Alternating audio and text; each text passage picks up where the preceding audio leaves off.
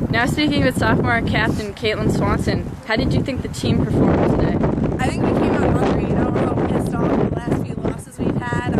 We haven't been playing the 60 minutes, but I think we did that today. We came out hungry. We didn't give up. We were relentless, really. And we worked together. That was one of the big things that we brought over in practice this week, is working together as an attack, as a defense, as a transition in the midfield. And I think we really did that. We came together today, assists up the yin-yang, and we made it happen. Pulled out a big W, so pretty excited. Last week was a tough week against tough competition, but it seems like you guys have rebounded well. How is the team feeling about those games, and how do you feel moving forward to next week's big conference games? Definitely a big step in the right direction.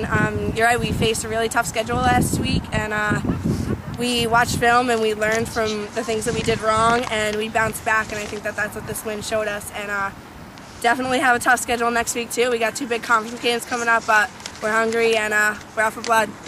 You had 3 goals against Keene on Tuesday and 3 today. What attributes to all of your success on the field?